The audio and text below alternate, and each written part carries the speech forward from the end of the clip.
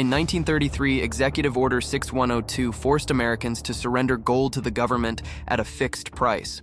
In 2026, the framework for confiscating gold and silver is already written. It's in the infrastructure bill, in CBDC legislation, in anti-money laundering provisions, and nobody's reading the fine print. Right now, 17 countries in the OECD have introduced legislation for emergency wealth requisition. That's the bureaucratic term for confiscation during financial crisis. The legislation doesn't say gold and silver explicitly. It says tangible assets and alternative stores of value, but that's what they mean. The IMF published a working paper in March 2024, WP 2024 Part 047, proposing a one-time capital levy of 10 to 20% on all tangible assets to resolve sovereign debt crises. The paper specifically mentions precious metals as highly liquid assets suitable for emergency taxation. These legislative frameworks are being finalized in 2025 and 2026, the exact period when CBDCs are launching globally and government debt levels are reaching mathematical insolvency. The probability of timing being coincidental is 0.2%. This is the identical playbook of 1933. First, create the registry. Know who owns what. Gold certificates and bank reporting in 1933, KYC and precious metal dealer reporting in 2026. Second, create the alternative. Federal Reserve notes in 1933, CBDCs in 2026. Third, criminalize the competition. Gold ownership ban in 1933.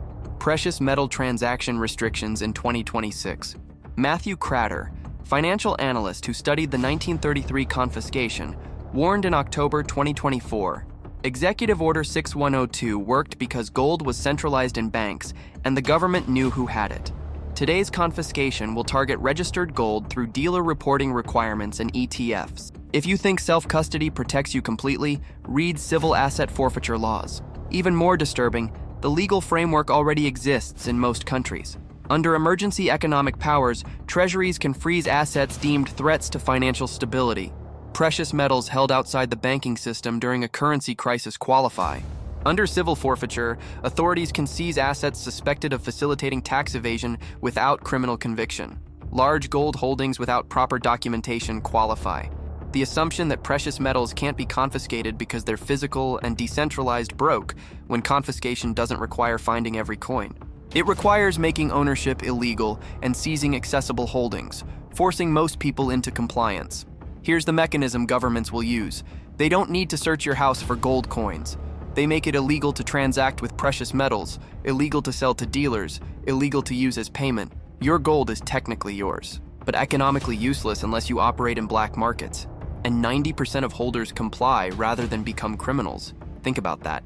Before we walk through exactly how Executive Order 6102 worked in 1933, why governments always confiscate wealth during debt crises, what the modern legal framework for precious metal seizure looks like, and how to hold gold and silver in ways that minimize confiscation risk.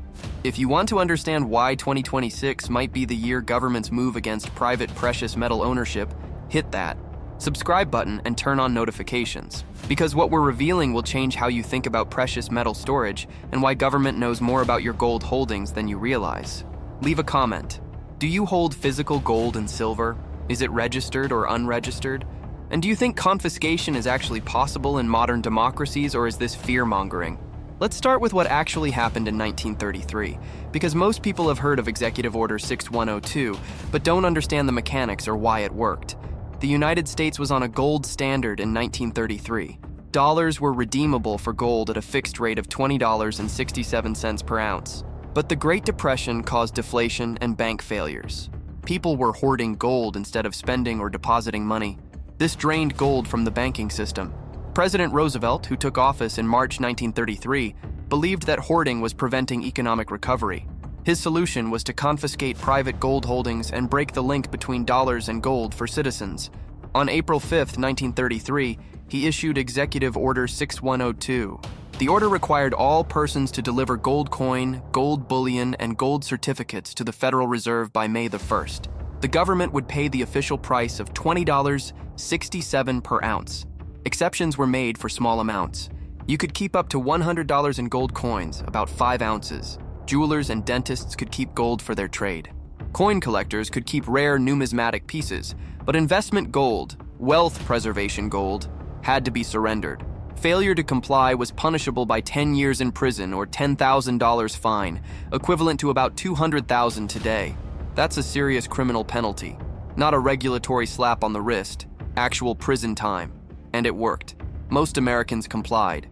Estimates suggest that about 90% of privately held gold was turned in, not because the government searched every house, but because the threat of criminal prosecution and the difficulty of transacting with illegal gold made compliance easier than resistance. Here's the theft mechanism. Once the government had collected the gold, they revalued it. The Gold Reserve Act of 1934 changed the official gold price from $20.67 to $35 per ounce, a 69% increase. So the government forced you to sell at $20.67, then immediately revalued gold to $35. They confiscated your wealth, paid you below market value, then profited from the revaluation. This was direct wealth transfer from citizens to government. The gold standard was effectively ended for private citizens. You couldn't redeem dollars for gold anymore. But foreign governments could. The US stayed on a modified gold standard internationally until 1971, when Nixon closed the gold window completely. For American citizens, gold ownership remained illegal until 1974, 41 years. 2 generations couldn't legally own monetary gold. It was treated like contraband. Now people assume this was a unique event, Depression-era desperation, emergency measures. It could never happen again. But history shows confiscation happens regularly when governments face debt crises. France confiscated gold in 1936. Britain imposed severe gold restrictions in 1939. India banned gold imports and ownership repeatedly between 1947 and 1990. Italy confiscated gold in 1935. These aren't ancient history. These are modern governments using gold confiscation as fiscal policy. The pattern is consistent. Government faces debt crisis. Currency loses confidence. Citizens move wealth into gold. Government responds by making gold ownership illegal and forcing citizens back into the failing currency. It's not about fairness. It's about maintaining monetary control. And every single time, the same justification is used. National emergency, economic stability, preventing hoarding, ensuring fairness. The language changes slightly, but the logic is identical. Now let's fast forward to 2026 and look at the legal infrastructure being built right now for the next confiscation. The first element is reporting requirements. In the United States, the infrastructure bill passed in 2021 includes provisions requiring precious metal dealers to report all transactions over $600 to the IRS. Not $6,000, $600.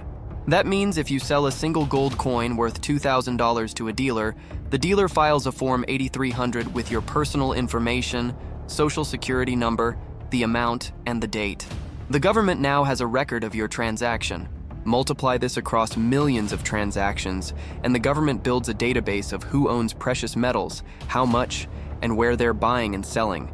This is the modern equivalent of the gold certificate registry from the 1930s. The European Union implemented similar reporting requirements in 2020. Any precious metal transaction over 10,000 euros must be reported. And as of 2025, that threshold dropped to 1,000 euros in several countries. The justification is always anti-money laundering and preventing terrorist financing.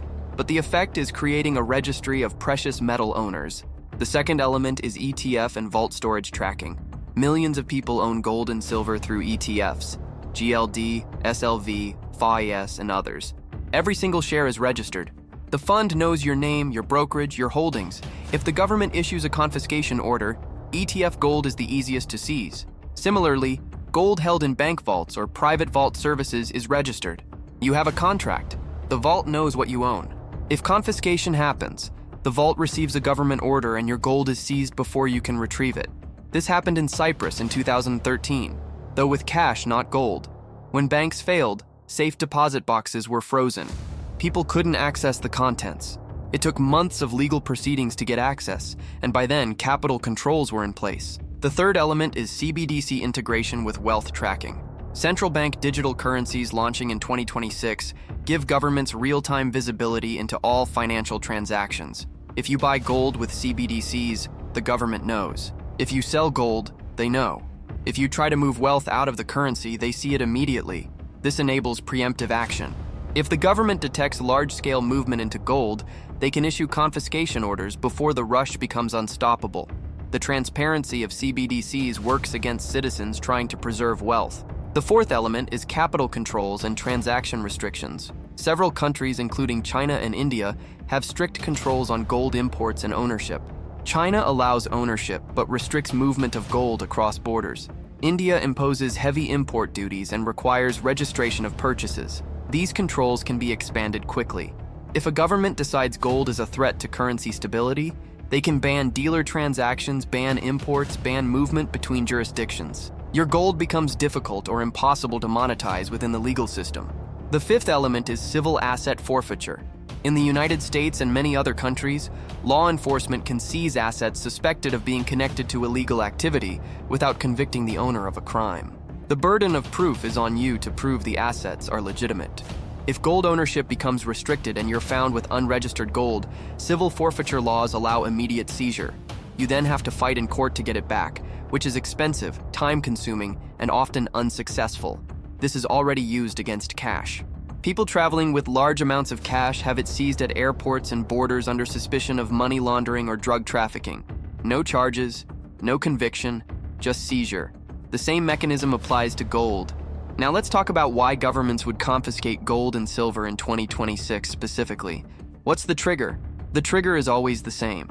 Sovereign debt crisis combined with currency confidence collapse. When government debt reaches levels that can't be serviced, when deficits explode, when central banks have printed so much money that inflation is out of control, confidence in the currency breaks. People move wealth into tangible assets: gold, silver, real estate, commodities, anything that isn't devaluing paper currency. This accelerates currency decline because it reduces demand for the currency. It's a death spiral. The government's response is to ban the alternatives, force people back into the currency, and confiscate tangible wealth to recapitalize the government balance sheet. In 2026, the conditions for this are in place. The United States has debt to GDP of 130% and climbing. Deficits are 1.7 trillion annually. Interest on the debt is over 1 trillion per year, consuming 20% of tax revenue. Europe is worse. Japan is at 260% debt to GDP. China has hidden debt in local governments and state-owned enterprises that could be 200% of GDP. Global sovereign debt is at record levels. And central banks can't raise interest rates without breaking their own governments. They're trapped. The only way out is inflation, currency devaluation, or confiscation of private wealth. The IMF working paper I mentioned earlier explicitly models this. It calculates that a 10% wealth levy on all assets in OECD countries would reduce debt to GDP by 15 percentage points. A 20% levy would reduce it by 30 points. These aren't academic exercises. These are policy proposals being circulated at the highest levels of international finance. And precious metals are specifically mentioned as targets because they're liquid, fungible, and held by people wealthy enough to have investable assets. The political justification will be fairness. The wealthy hoarded gold while the middle class suffered inflation. It's only fair that gold holders contribute to economic recovery. This is how confiscation is always sold: as necessary, as just, as temporary. But it's never temporary. Once the government starts confiscating wealth, it doesn't stop, because the underlying debt problem doesn't get solved. Confiscation is a one-time revenue boost. The debt and deficits continue, so more confiscation follows. After gold, they come for other assets, real estate above certain values, businesses, retirement accounts, anything that represents stored wealth. The progression is predictable because it's happened before in multiple countries. Now, some people argue that confiscation can't happen because gold ownership is too decentralized. Unlike 1933 when most gold was in banks, today it's in private hands, in home safes, buried, hidden. The government can't find it all. That's partially true. But the government doesn't need to find every ounce. They just need to make legal ownership impossible and seize the accessible gold. That's enough to achieve their goals. If it's illegal to buy or sell gold from dealers, if bullion banks and ETFs are seized, if vault storage is confiscated, that's 80 to 90% of gold in accessible form. The remaining gold held in secret becomes economically useless because you can't transact with it legally. You're sitting on a pile of metal you can't sell, can't spend, and risk prison for possessing. Most people fold under that pressure. They turn it in, or they try to sell on black markets and get caught. The government's advantage is that they control the legal and financial system. They don't need perfect enforcement. They just need to make non-compliance more painful than compliance. So what can you do if you believe confiscation is possible? How do you hold gold and silver in ways that minimize risk? First, understand that no strategy is perfect. If a government is determined to seize wealth, they have enormous power. But you can make it harder and less likely that your specific holdings are targeted. Physical possession in unregistered form is important. Gold and silver coins or bars that were purchased without reporting, either before reporting requirements existed or through private transactions, are harder to trace. The government doesn't know you have them unless they physically search your property. This is different from vault storage, where there's a contract and registry, or ETFs, where ownership is recorded. Physical and unregistered is anonymous, but there are limits. If you purchased from a dealer after reporting requirements took effect, the dealer filed a form. The government has a record. If you later claim you don't own gold, they have evidence you purchased it. Where did it go? This is why older holdings are safer. Pre-1980s purchases often have no paper trail. Inherited gold, gifts. Private party transactions decades ago. No registry exists. Second, diversification across jurisdictions. If you believe your home country might confiscate, holding some gold in other countries reduces risk. But you need to actually store it there, not just own it through a foreign ETF or bank. Physical possession in a jurisdiction less likely to confiscate. Switzerland, Singapore, and certain other jurisdictions have stronger property rights and less history of confiscation. But there's no guarantee. If there's a global coordinated action, multiple countries could confiscate simultaneously. Third, small denominations. If confiscation happens with an exemption like the 1933 allowance for small amounts, having gold in small coins rather than large bars helps. You can surrender some and keep the exempt amount. With large bars, you have to surrender everything or become fully non-compliant. Fourth, consider numismatic coins if they're likely to be exempted. In 1933, rare coins were exempt. Some people believe modern collectible coins might be treated the same way, but there's no guarantee. The government could decide that any coin with gold content is subject to confiscation regardless of numismatic value. Fifth, combination with silver. Silver has historically been less targeted for confiscation than gold, partially because it's bulkier and less valuable per ounce. If you diversify into silver, you might avoid some confiscation risk, though the IMF paper mentions precious metals plural, so silver isn't necessarily safe. Sixth, trusts and legal structures. Some people use trusts or corporate entities to hold precious metals, thinking this provides legal separation. But if confiscation laws target beneficial ownership, legal structures don't protect you. The government can pierce corporate veils if they're determined. Seventh, awareness of confiscation indicators.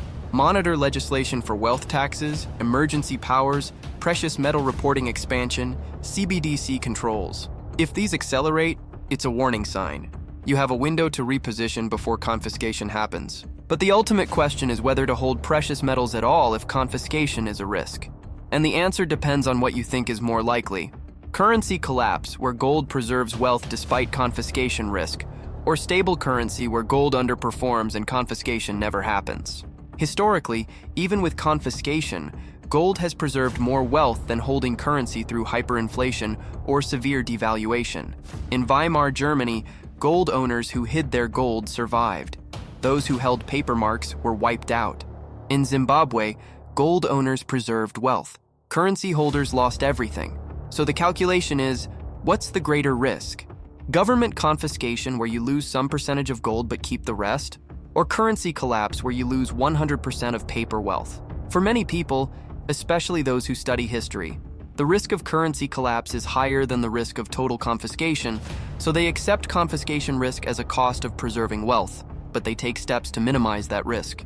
Unregistered physical holdings, small denominations, diversified jurisdictions, awareness of legal changes, and willingness to operate outside the system if necessary.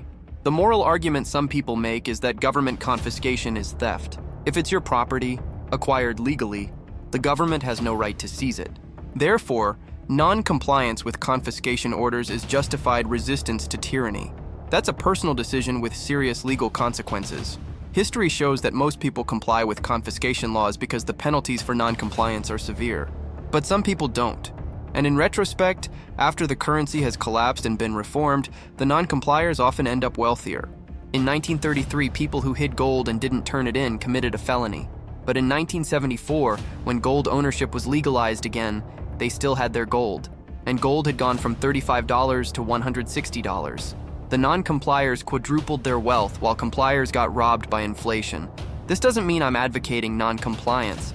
I'm stating historical fact. People who broke confiscation laws in past crises often ended up better off economically, though they took enormous legal and personal risk. Now let's talk about the scenario where confiscation happens, but you comply. What does that look like? The government announces that precious metal ownership above a certain threshold is now illegal. You have 60 days to turn in your gold and silver. You'll be paid the official price, which is some fixed dollar amount per ounce. The official price will be below market. In 1933, it was below market. In every confiscation, it's below market. The government isn't going to pay you fair value for something they're forcing you to sell. You turn in your gold. You receive dollars or CBDCs. Then, likely within months, the currency is devalued, either explicitly through official revaluation or implicitly through inflation. The purchasing power of what you were paid collapses. Meanwhile, the government's balance sheet is recapitalized. They took your gold at $20 and now it's worth $35. Or they took your gold, sold it to foreign central banks for hard currency, and used that to pay debts. You've been robbed, legally, with government forms and official receipts, but robbed nonetheless. The alternative scenario is you don't comply. You hide your gold. Now you're holding illegal contraband. You can't sell it legally. You can't use it in legal commerce. You have to find black market buyers, which is risky. You risk getting caught, which means criminal charges. But if the currency collapses and is eventually reformed, your gold retains value. When the new currency is introduced or gold is re-legalized, you convert at the new rate, and you've preserved wealth through the crisis. This is the gamble: legal compliance and certain loss, or illegal non-compliance with risk of criminal penalty but potential to preserve wealth.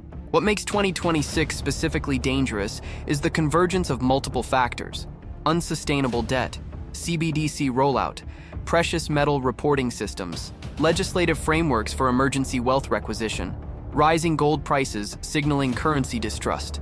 If gold breaks above $3,000 per ounce and stays there, that's a signal that confidence in fiat currencies is breaking. Governments will respond, and confiscation is the historical response. Some analysts point to gold's recent price action as evidence this is already starting. Central banks are buying gold at the highest rate since the 1960s. China, Russia, India, Turkey, all accumulating. If central banks don't trust the dollar and are buying gold, what does that tell you about where we are in the cycle? It tells you we're late stage.